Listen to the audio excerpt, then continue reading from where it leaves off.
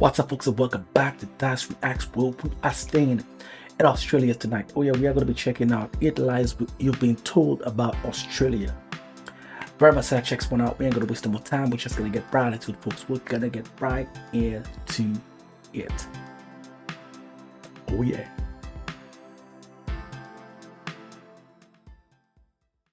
First lie that I was told about Australia is that things here are expensive. I was made to believe that living in Australia was going to be like the same price as like living in like Nordic countries, like Norway, Sweden, but when it comes down to it, like most things. Well, I'm going to be fair. Sometimes when you think of countries that have a different currency or a higher currency than yours, you tend to think about the conversion rate, and then you think about how expensive it is. Sometimes we just naturally, well, a lot of people that I know, me included, you think about it, the conversions from your currency to their currency, and then you just see it high no matter no matter what, you just see that it's high. So it's almost like you're going to keep comparing different currencies that are higher than yours. I tend to do that a lot, which is not the right way to do it, but I can't help but think of it that way all the time, like most of the time. Yeah, you want to take it back a bit. Living in like Nordic countries, like Norway, Sweden, but when it comes down to it, like most things in Australia are about the same price as they would be in the States. I feel a little bit bad because I feel like this is a lie I've kind of helped contribute to by some things that I've said on this channel. I've mentioned a lot how alcohol is more expensive here. There are a couple of very specific things like alcohol and tobacco that are so much more expensive here. Like yes, it's like 2 to 3 times the price to buy alcohol and tobacco here in Australia. But aside from that, really the only other things that are like maybe a little bit more expensive here is I would say fast food might be slightly more expensive and gas is a little bit more expensive here. But when it really comes down to it, like things are about the same price for the most part, you know, give or take a little bit. Like food's about the same price. I would actually say I can think of more things that are cheaper here than in America. For example, healthcare, cell phone service. From what I've noticed when shopping at stores here, I think clothing has been a little bit cheaper here in Australia. The second lie that I was told about Australia, it's kind of hard to put into words, but it's like that kangaroos are like some sort of like special, cool, unique animal. Yes, kangaroos are unique to Australia. I don't think they're in any other country. And yes, they are the national animal of Australia. That being said, there's just not really a lot of hype around them. Like, really? Now he makes a good point, because I would think that the kangaroo would be something that people really cherish in Australia, because that's always talked about. But I've never really heard anyone say what he's saying there, and that's interesting. I'm gonna have to ask the Aussies. Hit me up in the comments. Is that true? Like, do Australians view kangaroos any different from other animals? Yes, they are the national animal of Australia. That being said, there's not really a lot of hype around them like we think there is in the States. I would compare kangaroos here to like our deer in America. You can like hunt them and eat them, like their meat will be offered for sale like at grocery stores here. You'll often just like see them dead laying on the side of the road because they've like been hit by cars. And funny enough, they're actually considered pests in a lot of places in Australia. They're all over the place, like maybe not in like the cities, but like in general, they're all over Australia. I think there's like 60 million of them here or something like that. They just don't have this like cool X factor. I never thought there was so many. Honestly, I was just thinking about a couple million kangaroos, but not 50 million? To them here in Australia. Like koalas here in Australia, Australians think koalas are cool. Like they are like kept in sanctuaries and they like take care of them. And I mean, they are kind of like a dying species, but they're definitely treated with like a higher level of like care than like most animals. And I don't know, that's kind of how I thought kangaroos were here when coming here. But no, in reality, like kangaroos are just like, it's like a squirrel, like a deer. It's just another animal that's there. They don't like, I don't know how to say. I don't want to say they don't value them, but like they don't have it, like they're not elevated to a higher level than most animals. Speaking of kangaroos, number 3, I did not want to put this on the list. Like I could not imagine this being a lie that people actually believe about Australia, but like every Australian I've talked to seems to have been asked this by a foreigner, and that is, no, they do not ride kangaroos here in Australia. Who the thinks this? I don't know. Like, first of all, they're not that big. Second of all, where would you ride? Like, what, would you sit on it like this? Like, would you like stand vertically on its back? Like how would you ride a kangaroo? And third, they don't walk, they like hop. Whoever thought that?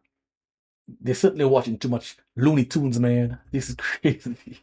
How uncomfortable a ride on a kangaroo would be if you're hopping everywhere. I am from Texas.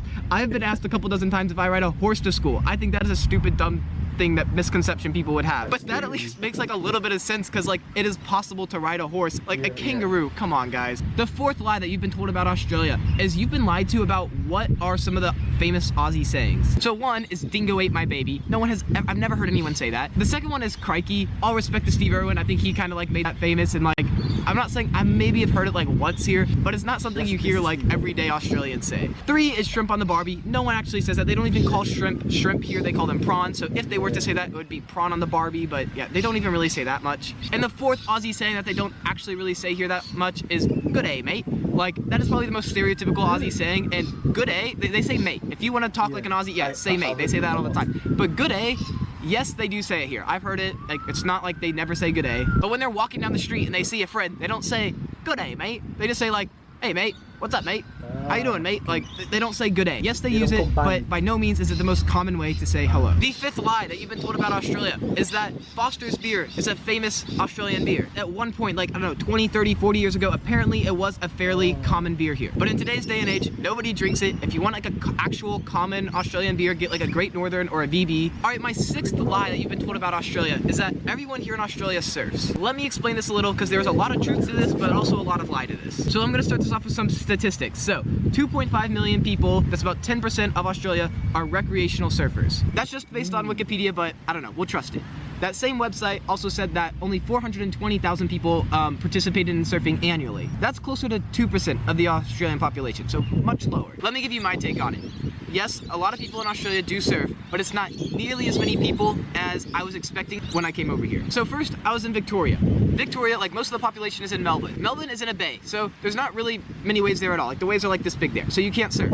If you do want to surf, you have to drive about an hour and a half to 2 hours like around to get outside of the bay. So do people surf there? Yes, but it's not like, oh, go finish work and then go, you know, catch some waves. It's like, no, you need to make like a weekend, like a big trip out of it where you like drive like 2 hours if you want to surf. Then I went to Tasmania. Tons of amazing, great surfing places in Tasmania. That being said, it's freaking cold as heck down there. When I was there, I just didn't happen to see many surfers. Then I went up to Cairns, was there for 3 months, and then I traveled down the east coast of Queensland. It's like a huge state, a lot of coastline. The whole like northern like 2/3 of Queensland, you can't surf in because that's where the Great Barrier Reef is at, and so that kills all the waves. So there's just not good surf. And then there's also like jellyfish and crocodiles and all that, so you don't surf there. Then if you go to the Northern Territory, same thing. There's like crocodiles and jellyfish, and there's just not many good waves in the Northern Territory, so no one surfs there. If you're in Canberra, that's a landlocked place, so you can't really surf in Canberra. Then if you go to Western Australia, there's a bunch of good surf there, but no one lives in Western Australia besides Perth. So yes, you can surf, but no one's out there. Then you get to where I'm at now, and this is the southern third of Queensland. Southern third of Queensland, Noosa was the first big like surfer town that I had seen in Australia, and I was just there like 2 weeks ago. Now I'm in a place called Surfers Paradise. Obviously, great waves, great place to surf, total surfer vibes. This is what I expected all of Australia was going to be like when I came here. You go a little bit south of here, New South Wales, you go to Byron Bay, like tons of great surf in New South Wales. That being said, I don't want to take anything away from the like beaches and the surfing culture here, because they have sick beaches here, whether you can surf at them or not. Like the surfing culture here is awesome. I guess I just say it took me a while to find that real surfer vibe here in Australia. The seventh lie that you've been told about Australia is that driving on the other side of the road, driving on the left side, is hard. You think it might be like hard or something, but really you just like follow the lanes, and it's like super easy learning how to drive on the left side of the road. Like you get in a car, you drive for like 10 minutes max, and like you've totally adjusted and it's good. I have not met a single person who thought it was difficult or had a hard time with it. That being said, one thing that you will find maybe surprisingly hard or difficult is how to walk on the left side of the road, or how to walk on the left side. This was something I was not expecting to be difficult, but you're just so used to like when you're like running into someone on the sidewalk, stepping to the right, or you're about to cross the road and you look right for a car when you're supposed to look left, or vice versa. The driving, super easy to adjust to. The walking, like as silly as it sounds, it's a little bit harder to adjust to that. The eighth and final lie that you've been told about Australia is that the toilets here flush the other way. I know in science class when you were like 7, 8 years old, they told you how in the southern hemisphere, like water naturally spins the other way. The example they gave you were toilets in Australia. Everyone thinks, oh, toilets in Australia flush the other way. Well, I hate to tell you, but this is totally false. This is a complete lie. Yes, maybe scientifically they're supposed to spin the other way, but the reality is toilets here just don't spin at all. So I talked in another video, like this is what an American toilet looks like, and this is what an Australian toilet looks like. They have way less water in them, so while our toilets do like a long, like spinning slow flush that sucks down, the toilets here just do a quick like suck down, no spinning at all. Like I've been here for a while, I've traveled a lot, probably used over 100 toilets. I'm telling you, I look every time and nope, not a single one has spun. This was a good video. This was very informative, and he made me think about things I never thought about until he said it. Like the kangaroo, I want to know more about kangaroos in terms of the habitats and if there's a migration yearly migration with kangaroos and how much of a nuisance they are in Australia. Like, I never knew it was a nuisance because I've never seen any article or anyone talk about it being such a nuisance. But definitely with the population size, 50 million. Well, I'm wondering if the majority of those kangaroos are in the outback. And the outback, I would imagine, I mean, what survives there? I mean, it's so dry over there. So I'm wondering if the majority of them are there. What do they eat? They're eating kangaroos over there. This is something I didn't know at all until a couple of videos back. So this is some strange information, some new information. So it really is taking out my ignorance about kangaroos.